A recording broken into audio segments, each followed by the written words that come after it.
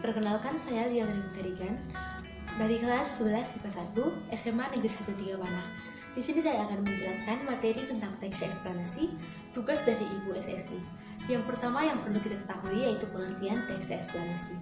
Teks eksplanasi yaitu teks yang berisikan penjelasan lengkap mengenai proses terjadinya suatu peristiwa atau fenomena, baik fenomena alam ataupun sosial budaya yang benar-benar terjadi dalam kehidupan sehari-hari. Yang kedua, kita masuk ke dalam struktur teks eksplanasi. Teks eksplanasi memiliki 3 bagian, yaitu yang pertama, pernyataan umum atau general statement. Bagian ini yaitu bagian pembuka dalam teks eksplanasi. Bagian ini menjelaskan tentang apa dan mengapa kejadian tersebut dapat terjadi dalam kehidupan sehari-hari. Teks ini harus ditulis semenarik mungkin agar pembaca yang membaca teks ini tertarik untuk membaca keseluruhan dari teks eksplanasi yang ditulis. Yang kedua, kita masuk ke dalam deretan penjelasan. Deretan penjelasan adalah bagian isi yang menjelaskan bagaimana proses atau sebab akibat dari topik yang kita bahas. Yang ketiga yaitu interpretasi. Interpretasi merupakan kesimpulan dari teks eksplanasi. Biasanya bagian ini ditulis secara singkat dan lebih singkat dari bagian-bagian yang lainnya. Ketiga, kita masuk ke dalam kaidah kebahasaan dari teks eksplanasi. Yang pertama, menggunakan kata yang merupakan orientatif atau sesuai dengan apa yang terjadi dan menggunakan keterangan waktu. Yang kedua, menggunakan konjungsi, sebab akibat atau kausalitas, dan keterangan waktu atau kronologis. Ketiga, merujuk pada jenis fenomena yang dijelaskan. Yang keempat, menggunakan kata kerja pasif seperti terakhir dan lain-lain.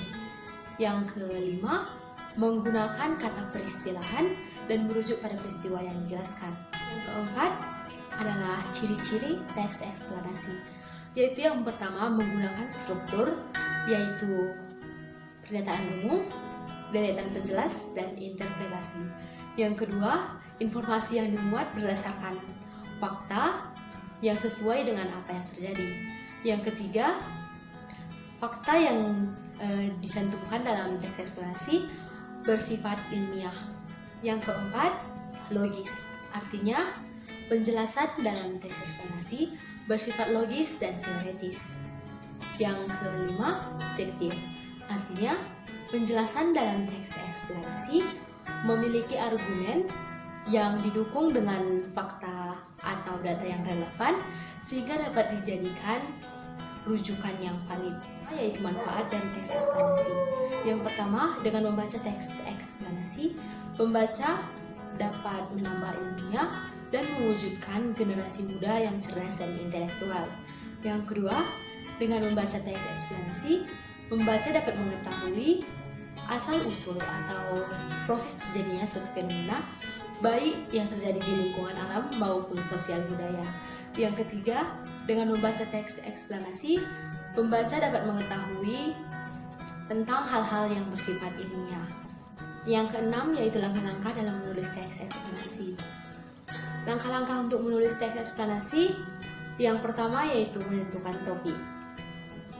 Dalam penentuan topik, kita dapat menentukan topik baik itu fenomena alam, sosial, ataupun budaya. Contoh topik yang dapat dipilih yaitu proses terjadinya pasang surut air laut. Kedua yaitu membuat kerangka teks.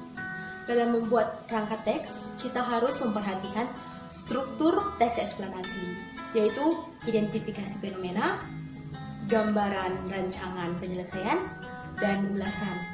Dan yang ketiga yaitu mengumpulkan referensi.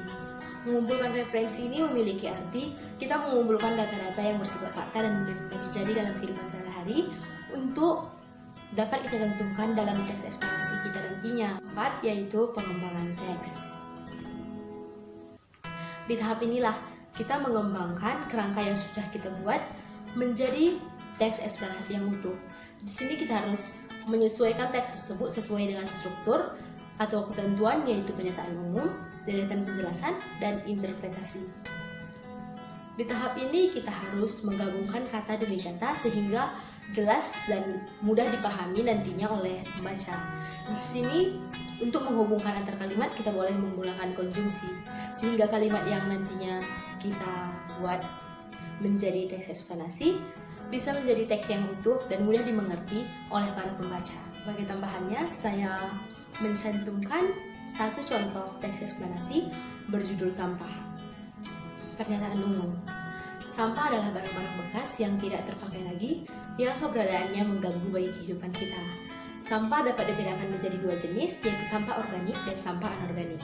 Sampah organik yaitu sampah yang dapat membusuk atau mudah terurai, contohnya seperti sayuran atau daun-daun yang berjatuhan. Sampah ini dapat dijadikan kompos bagi tanaman-tanaman kita. Sedangkan sampah anorganik berupa kaleng-kaleng bekas yang tidak dapat membusuk dan tidak dapat terurai. Salah satu untuk menanggulangi sampah anorganik yaitu dengan mendaur ulang sampah-sampah tersebut sehingga memiliki nilai jual yang tinggi. Deretan penjelasan. Sampah adalah fenomena yang sering kita jumpai di lingkungan sekitar kita. Sampah mulanya hanya benda-benda yang berserakan yang hanya diam, namun memiliki dampak yang buruk dan besar bagi kehidupan kita. Sampah dapat menimbulkan bibit penyakit, banjir, dan tanah longsor. Sampah yang menumpuk dapat menimbulkan bau yang tidak sedap yang memicu tumbuhnya penyakit seperti muntaber dan DBD. Sampah yang dibuang ke sungai secara terus-menerus akan membuat air sungai sulit untuk mengalir dan air sungai akan meluap dan menyebabkan banjir. Banjir tentu saja akan menghalangi aktivitas kita dalam beraktivitas dan bekerja. Banjir juga dapat menyebabkan tanah longsor. Interpretasi. Demikian banyak dampak dari sampah. Oleh sebab itu, kita sebagai manusia yang menginginkan kesejahteraan, marilah kita menjaga lingkungan. Mulai dari hal-hal kecil seperti membuang sampah pada tempatnya, menggunakan sampah organik untuk pupuk bagi tanaman, dan mendaur ulang sampah anorganik sehingga memiliki nilai jual yang tinggi. Sekian penjelasan tentang teks eksplanasi dari saya. Semoga dapat dipahami dan dimengerti. Atas perhatiannya saya ucapkan terima kasih.